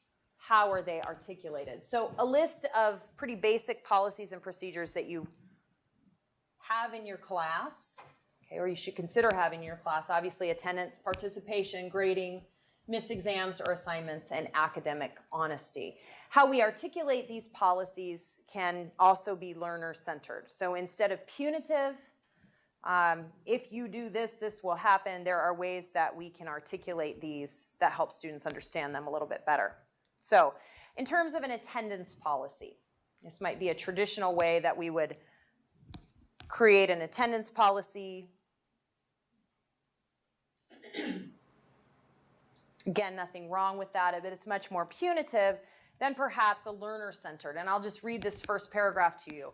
Your contributions in classroom citizenship are valuable to me and other class members. Therefore, your attendance is not just required, it is critical to our learning environment. You're responsible to yourself and you're responsible to everybody else in this classroom, because if you're not here, our class isn't as rich, okay? And that helps students feel responsible for coming. And then another key point there is I do have an attendance, as many of you all have probably a very strict attendance policy. It's basically you don't miss class, okay? But of course, life happens. Okay, so how can we, learner-centered, how can we be a little bit more compassionate? Students get sick, they have deaths in the family, they have tragic things happen. I would never want a student to just drop my class because on the first day of class, she said I can't miss class, so I guess I better, I want students to know that while I'm strict, I'll work with you. But here's the responsibility piece. I'm gonna come up with an assignment that helps you learn the material that you missed, okay? Because that's important too. I have a question about Sure. attendance, just wondering Sure. how you guys handle it. Last semester, there was sickness going around, but it wasn't enough for people to go get doctor's notes. But they were getting to the 3 absence limit, and I just was, I knew they were sick, but I require a doctor's note. So I'm just wondering, any advice on how to handle that kind of situation? Because I knew sickness was going around. I don't think they were lying to me, but I have been lied to before, so that's why I included the doctor's note. So just how to navigate that kind of situation. Great question. Does anybody have thoughts on that?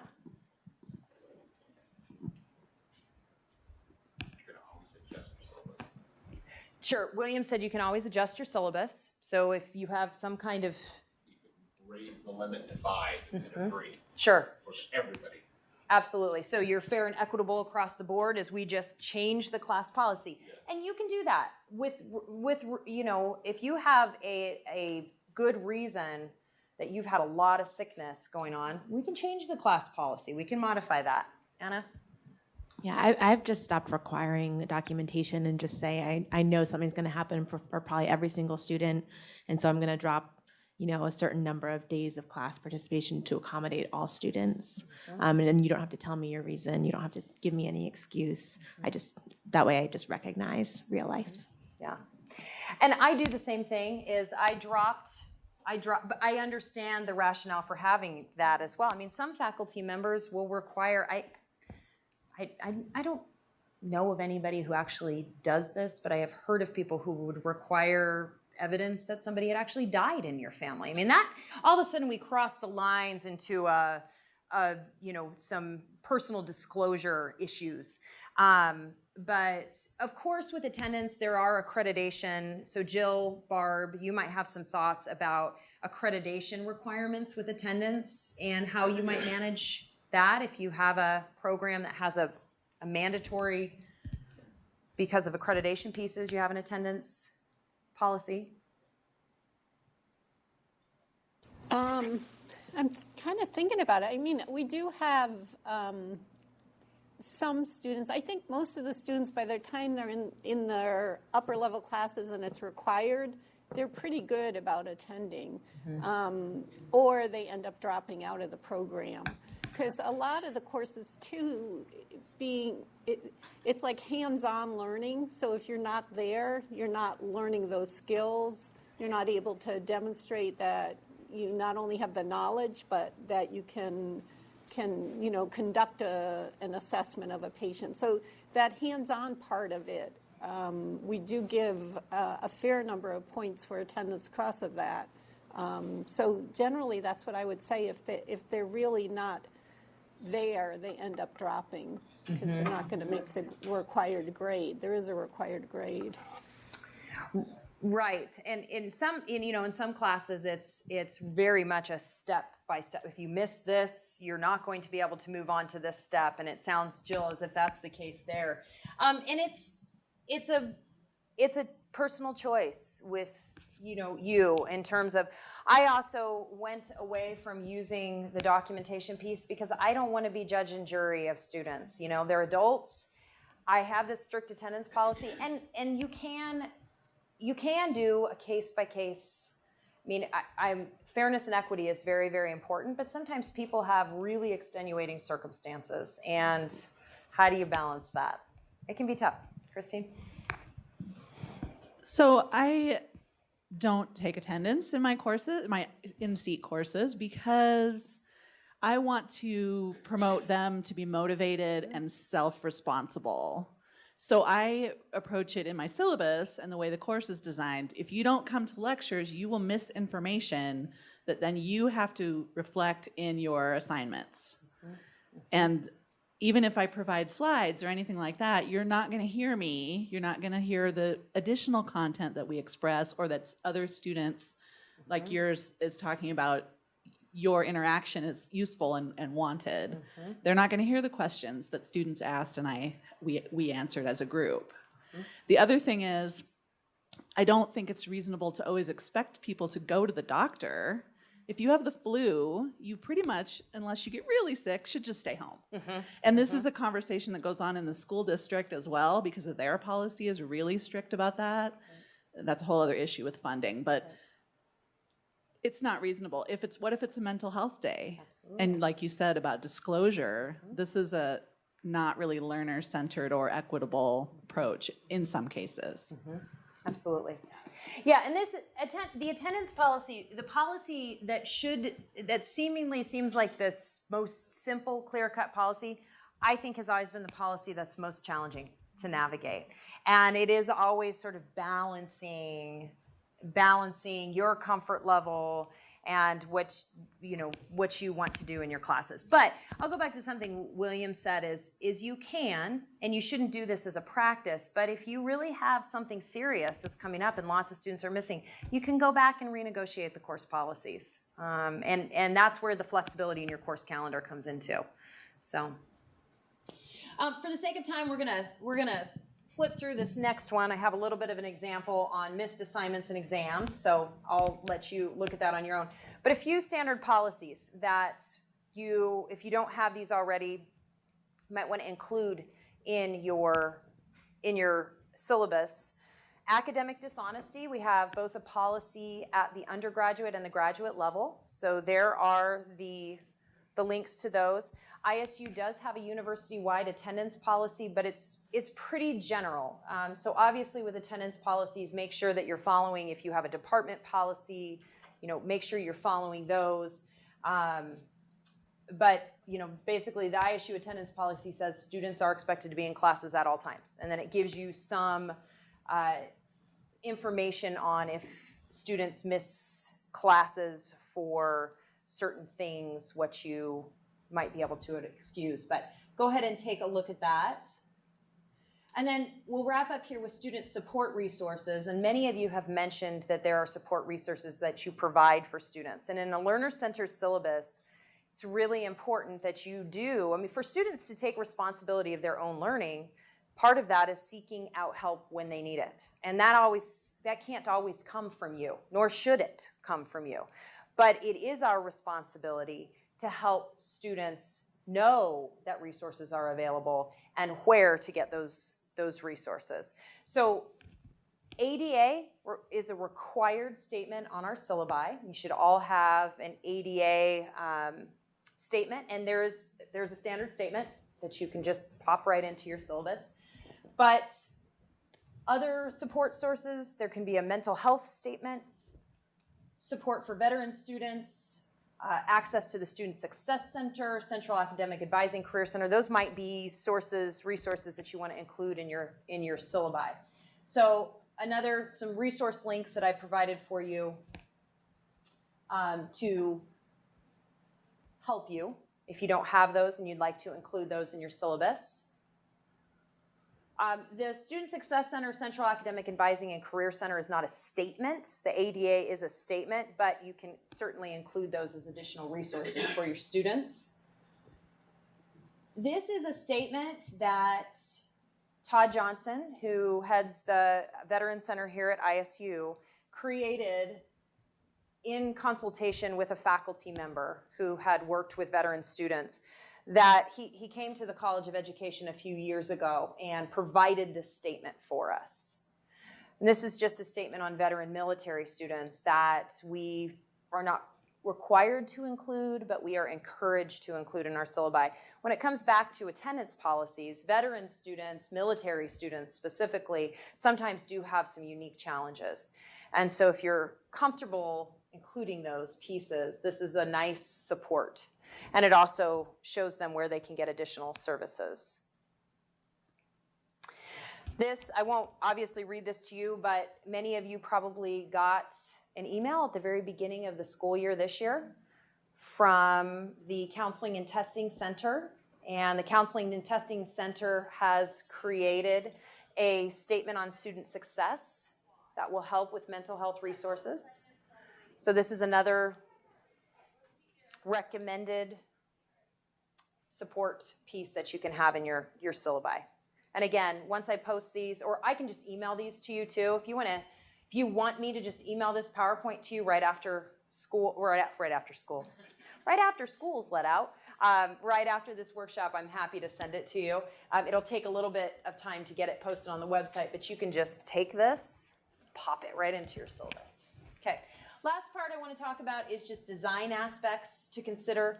So as you've reflected on your syllabus, thought about all of these pieces, asked yourself all these questions, really what does your syllabus look like? Because as we all know, okay, readability and legibility is just as important as the content you have in there, because if it's not readable, meaning they can find information, and if it's not legible, meaning they understand the information once they find it, the content will never be communicated well, okay?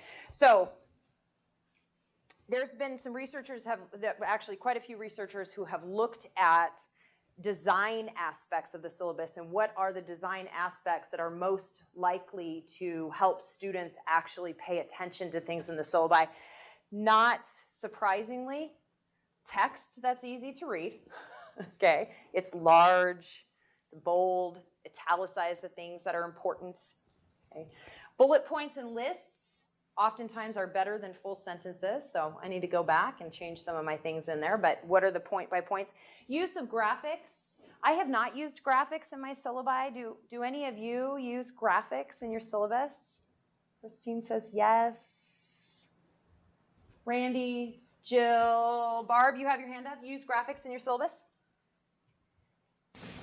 I do. I do like flow charts and stuff. Like I have, like one big class I have modules, and I say, okay, module 1, I have a flow chart into what we're going to cover, and then what are the objectives, and what are the assessments, and I kind of map things. So for myself, I'm very visual, so I like graphics, so I tend to put them together. Great. Yeah, I think students are very visual. At least that's what these researchers would suggest, that students do like at least a little bit of graphic representation somewhere in the syllabus. It kind of breaks it up a little bit. Okay. And then relevant headings, and I thought this was interesting, which is something I don't do. Headings as questions.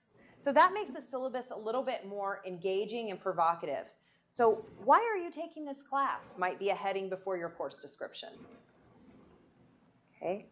What will you learn in this class? Might be a heading before your course objectives or your student learning outcomes. Might be just another way to simply frame some things to get students a little bit more excited about reading through your syllabi.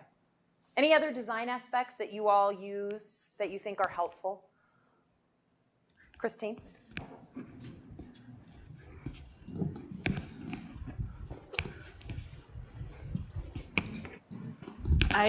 My course calendar is a table.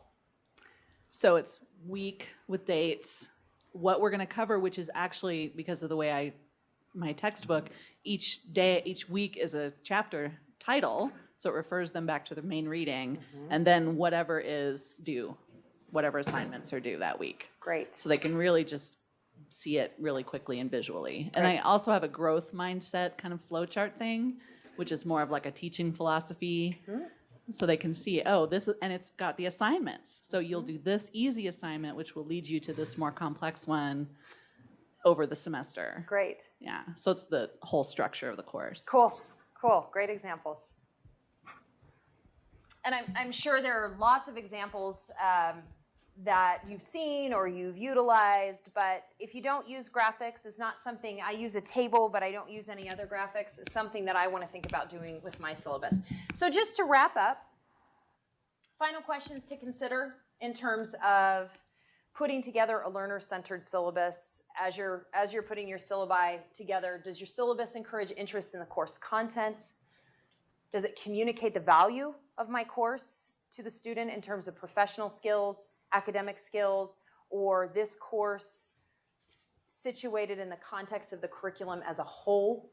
That's really important. What questions, this is another important thing. So on the first day of class, what are the common questions students have about the syllabus? You know, you might do a syllabus quiz, or you might do some small group work on the syllabus, but there are commonly questions that students have, and those are good flags to say, this is something that I really need to clarify in my syllabus. And how would, if you review your syllabus from a student lens, how would you feel about being in this class after reading your syllabus? Would you be excited? Would you be scared? Would you be motivated, intrigued? What would it be? Okay? And what's the tone that you want to set in your syllabus for your students? So just some general questions to consider. So, I apologize. I kept you for a really long time. Questions, comments, ideas, things we didn't talk about, things you want to share. One other image that I put that's very easy to grab from the web is the front cover of the textbook, so they know what to look for. Good idea.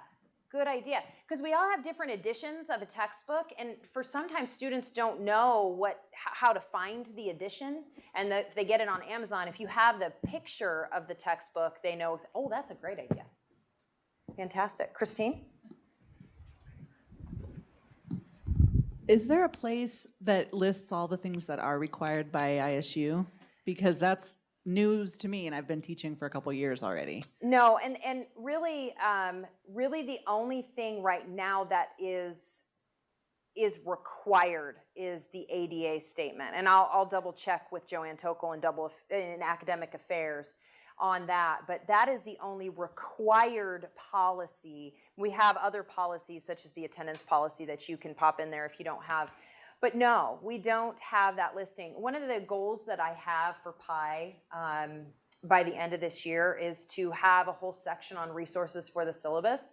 And I will ask you all, I'd love to have, the American Psychological Association has a really cool thing called Project Syllabus, and they have example syllabi that are actually peer reviewed by a group saying, yes, these are good learner-centered syllabi.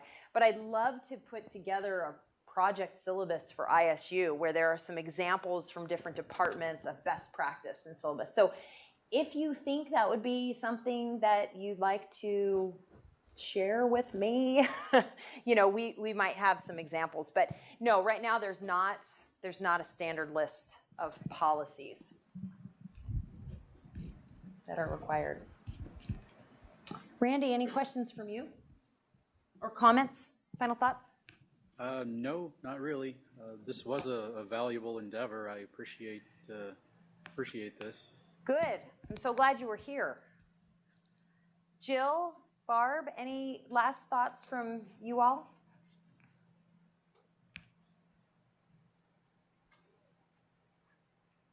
Just thank you. It was great. Good. Yes, I'm thank glad. you. Thank you. Well, if you do have questions, you know where to find me. And it was a pleasure being with you all this morning. If you would like a copy of this PowerPoint, let me know, and I'll email it out to you directly. And if you want to be added to the mailing list and you can't physically sign up on the sign-up sheet, so Randy, Jill, and Barb, if you want to just send me a quick email, I'll add you.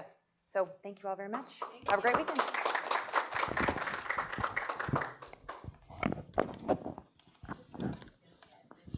Oh, one thing, I apologize as everybody's packing up. I will send you all a feedback survey. It's an anonymous feedback survey. So we're trying to do that with all of our events just to make sure that we're meeting the needs of what everybody would like. So I'll get that out to you by the beginning of next week. And if you are willing to take a little time, that'd be very helpful. So thank you.